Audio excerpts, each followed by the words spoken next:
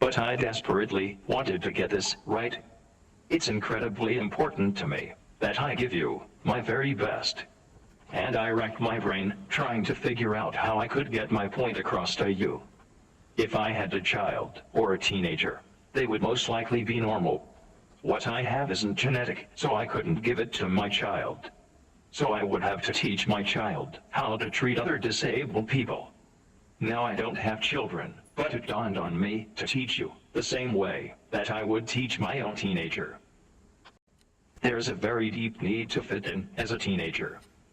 I know this to be true because I was once a teenager, a long time ago, and I didn't fit in. Like some of you, I didn't have a good home life. I was abused as a child. Mentally, physically, psychologically, and sexually. I was placed in a special education class when I started grade school. Just because I was different. Because I couldn't talk, I couldn't walk, and I moved my arms and legs differently. Nobody took the time to find out if I could make it in a regular class. So I remained in special ed for 3 years. I aced every subject, and I was literally bored to death. A lot of times, it takes adults way too long to learn something that young people would pick up a whole lot quicker. It took 3 years for adults to understand that I was capable of being in a regular class. And I was a great student until the 6th grade. I went to middle school and started hanging out with the wrong crowd. Now I wasn't a bad child, but I didn't belong anywhere. I wasn't accepted by any group. Like a lot of good kids who don't look a certain way, I turned bad. I stopped doing any homework. I stopped doing classwork. I became self-centered. I didn't care about anything or anyone but myself. I became disrespectful, ungrateful, and hateful. The only place where I even halfway fit in was with juvenile delinquents. Young people who lied, cheated, and stole their way through their lives. I would lie, cheat, and steal, sometimes even worse than they did. And I got away with it because I'm disabled, because I'm handicapped, because I apparently didn't know any better. I knew exactly what I was doing, and I knew I could get away with it. Now the question begs to be asked, what was the real reason for me becoming such a little criminal? Like I said, it was partly because I didn't fit in anywhere else. When a child, or an adult for that matter, doesn't fit in, when they are rejected, made fun of, and abused, that person, many times, becomes very angry. They seek revenge on the world that has rejected and forsaken them. Many of them end up behind bars because that's the only place they feel like they belong. It makes me angry at how people treat me. Like really angry. Fortunately for me, I found a way to channel my anger, and I found a way to change the way I'm seen as a person and how other people with disabilities are seen. People see me as a retard. People see me as dumb, as someone who doesn't really understand what's going on around me. Why is that? Because of the way I look and what that represents. People may misjudge you for some of the same reasons. What people don't understand is that I didn't ask to be born like this. It wasn't my choice to be in a wheelchair, to be laughed at, disrespected, or ignored. Now, am I ashamed to be in a wheelchair? Am I ashamed to have a disability? Do I apologize because I'm so different? Absolutely not. Am I proud of who I am? You better believe it. It took me over 30 years to realize that it doesn't matter what other people think about me. I can be proud of who I am regardless of what other people think. I understand what I'm worth. I understand that I can help other people. I understand that my life is just as important as anyone else's. And now I can change things. I can make things better for myself, for fellow people with disabilities, and for people with disabilities who come after me. Okay, I want everyone to wake up, sit up straight, and listen closely. Because I'm about to tell you two of the most important things you will ever hear in your entire lives.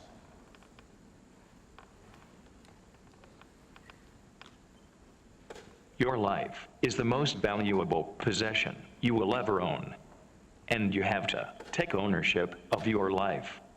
Contrary to what some people might tell you, your life belongs to nobody but you.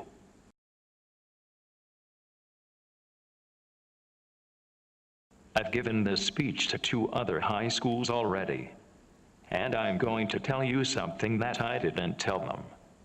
I haven't ever told anyone, for that matter, not even my own wife.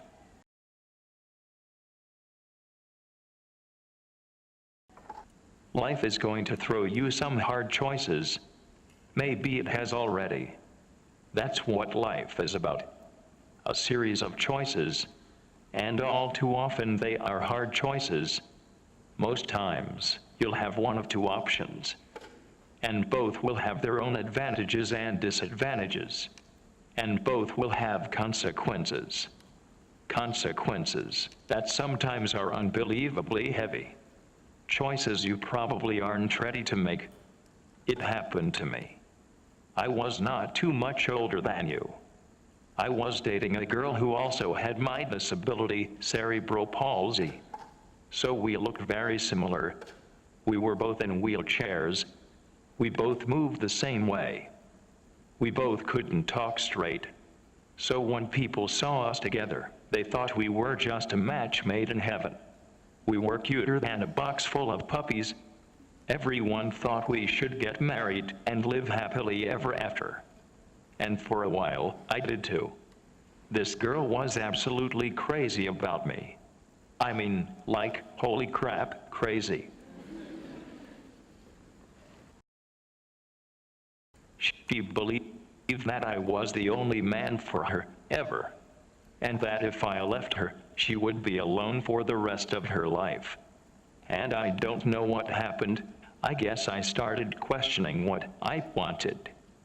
I started questioning what I was supposed to do, or what everybody thought I should do. I had to ask myself what I wanted out of my life. I had to ask myself if I would be satisfied, fulfilled, happy with this girl. I could not answer yes. Remember, I said most choices in life have one of 2 options. I could choose to stay with her, fulfill her life, look cute together, and make people smile when they see us together. It would have been a very easy life. The federal government would have taken care of us for the rest of our lives. It would have been a very safe, comfortable, uneventful life. But I wouldn't have been satisfied. I would have always wondered if I could have had more out of my life, if I could have had more adventure, if I could have met someone who was a better fit for me. Or I could choose to leave her. I could choose to take a chance at finding someone who would challenge me. I could choose to put myself first, and by doing so, ruin her life. So like I said, 2 options. Fulfill someone else's life, or fulfill mine. How do I make that kind of decision? Do I sacrifice my life to fulfill the life of someone else? Or do I choose to ruin the life of someone else in order to fulfill my own? Which life is more important, mine or theirs?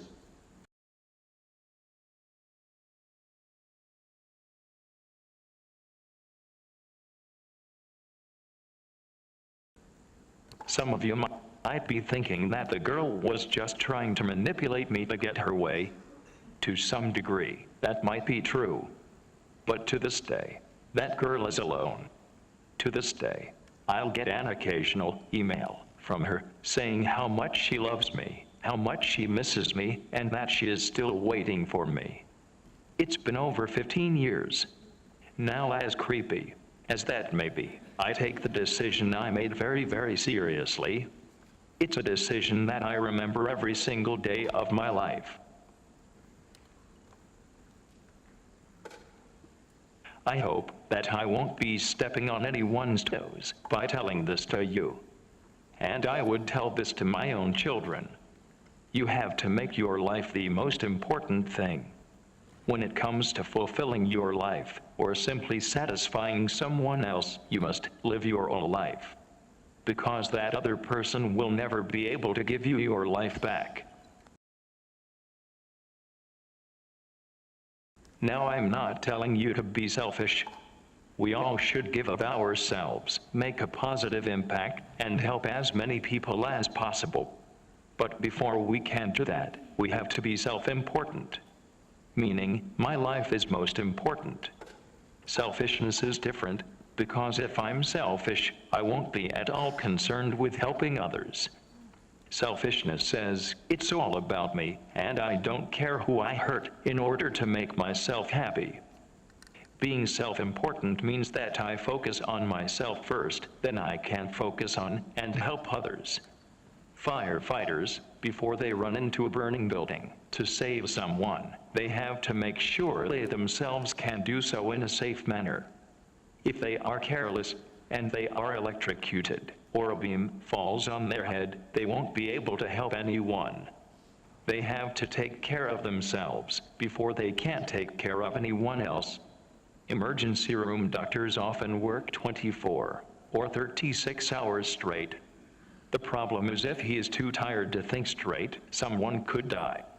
That doctor has to take care of himself first and sleep so he can help others. You will have to focus on yourselves first before you can help others, before you can love your partner, before you can love your future children. Because you are that important.